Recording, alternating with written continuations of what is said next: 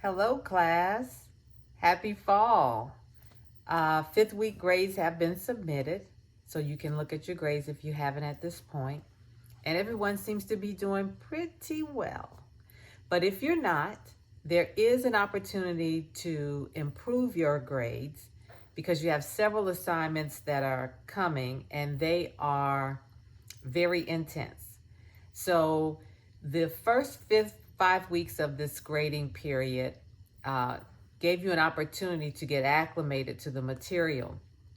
I should point out to some of you that we have had some difficulties with other students being able to access Blackboard, being able to respond to me or see their assignments, lots of issues. But thank you all for your patience, and everyone is in the class now. This class, although it's social work, interviewing techniques, it is not only open to social work students. So we had some students that we had to filter in from other areas. So hopefully at this point you have done your job, which is to take care of looking at all of the assignments and also your first 3 chapters. Now you're far beyond that. Why that is important, of course, as I mentioned in the other videos, is that because that's the foundation. When you look at your other chapters, you will see snippets of chapters 1 through 3. Important to note is that interviewing is now something that you can look at completely different. Let's fast forward a little bit and then I'm gonna come back. So when we look at your additional chapters of interviewing, you'll find that the same things that you saw when it comes to open and close and that will be consistent throughout all of the different types of interviewing. But now what you find beyond chapter 4 is that you find that there are different types of interviews that you can do: persuasive, counseling, performance. All of them have their advantages, but they all have the same basic foundation. That's what you're to learn in this class. That if I come to you and I have an established set of questions and I'm asking the questions, I'm actually engaging in an interview. Learn that from this point. So also, this is not the type of class that you should be waiting on your professor to provide you with instructions. The instructions are laid out. They are already open. I have nothing hidden in terms of what you should be achieving at this point in terms of your assignments. Should you have questions, of course, you know that you are to contact me by email. Let's now give a hearty thanks to and congratulations to Jalen Anderson. She was the first person to submit her information in the discussion board. So welcome to class, Jalen. And I just emailed her earlier today. And also to Monet Williams. Monet was the first student to respond to someone who had submitted their information in the discussion board. So thank you all very much for following directions. I do realize that the syllabus test was confusing to some people. It was the first time that we had done that at the university. We didn't know that it was coming, and it was really for financial aid, not for particular classes. So I want to tell you, in terms of the discussion board, that I have 2 additional areas open in the discussion board. It's called chocolate cake and it's called raindrops. So the introductions that you did to your classmates is now open. You can go back and look at comments from before and respond as well. But in chocolate cake and raindrops, I'm looking for you to engage with one another. So chocolate cake is, tell us what's going right. What is going well? Even if you want to pat someone else on the back and say that I saw this, they're doing this and it's really going well. Please share that information so we can be a community. The other is raindrops. So raindrops, what could be better? What's not going as well as I'd hoped that it would be? And then provide constructive feedback for your classmates. Make sure that this is a safe space to be able to discuss and keep your comments clean and professional. Professionalism is required in everything that you do in this class because this is interviewing techniques, and interviewing is a very professional skill.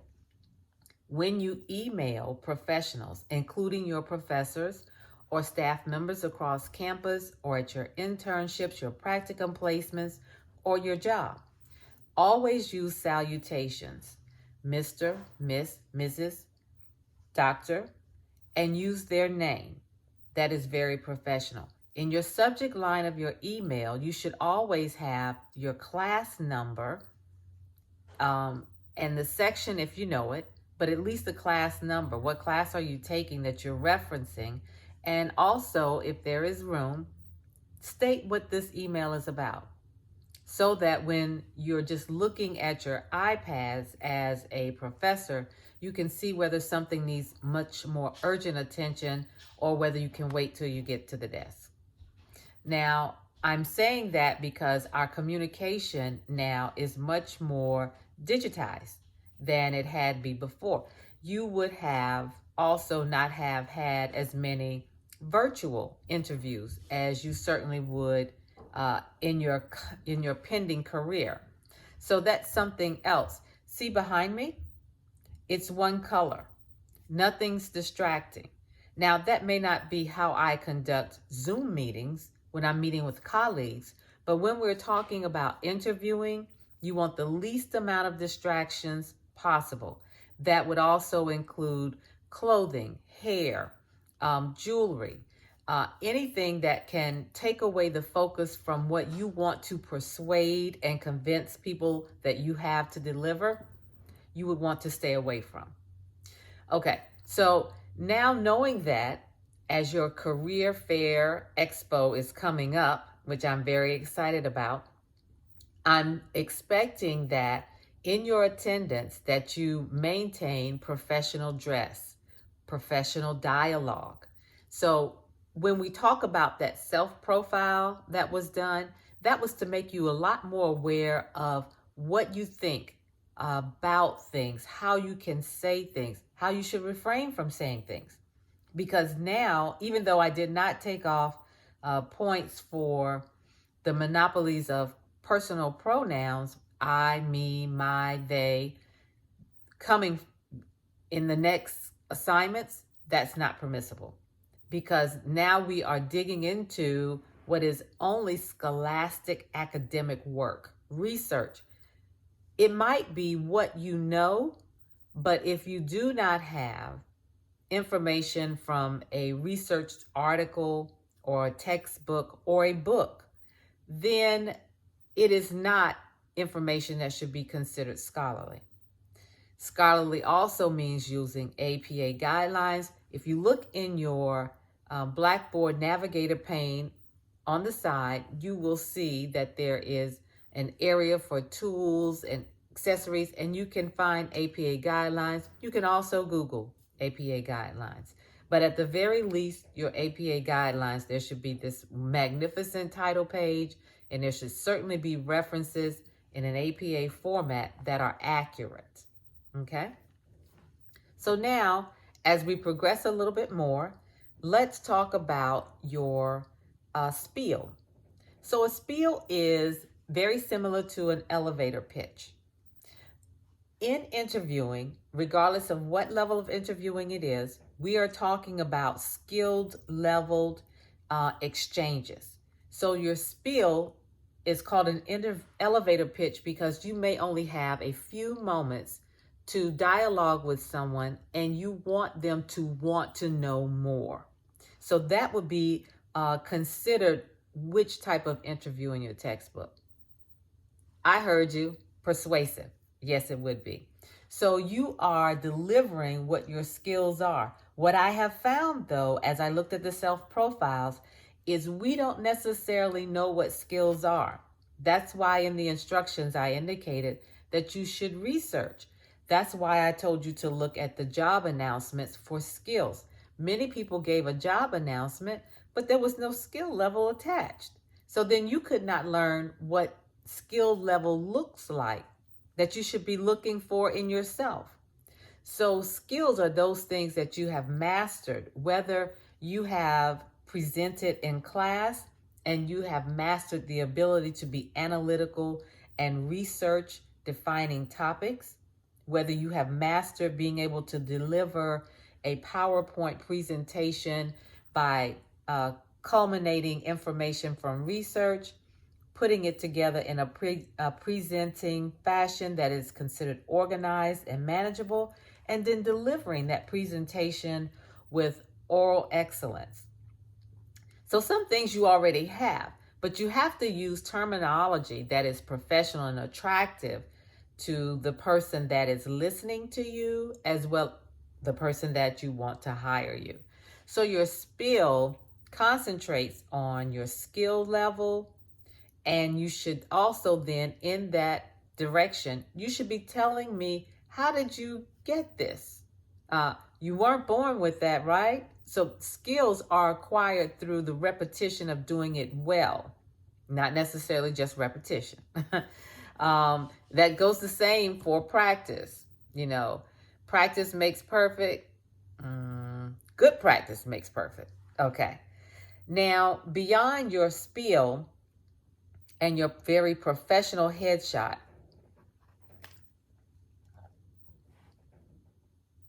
which does not look like that, okay? So your professional headshot would be me just then. So make sure your professional headshot is not the shot in front of the cars. Try to make your background very clean and plain, but it is the head shot that we're looking for, okay? Now, you've already started your resume assignments, I'm certain. I really would hope so. But your career, workplace, employer questions that you are completing, make sure that they are thorough and well written. We are not looking for you to duplicate material. We are looking for you to answer the questions, but in a complete sentence in a summary format. So it doesn't need to be word for what the interviewee stated, but certainly you should capture the essence of the conversation. Correct? Yes. The annotated bibliography, this is research. You're looking for that particular area that you're interested in, because I don't have to have an area that I dictate to you, but certainly there should be an area that you're interested in. I oftentimes tell students that social justice areas are what you can find very rapidly in the news today. But the real crux of this is you're preparing yourself for the interview guide. Okay, so you're looking for research, not Google, not Wikipedia.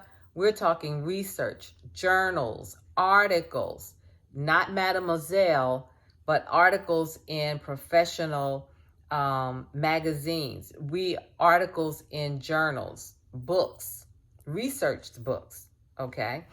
Those should be in your reference area, in your annotated bibliography, because you are preparing the research material that will go into your interview guide.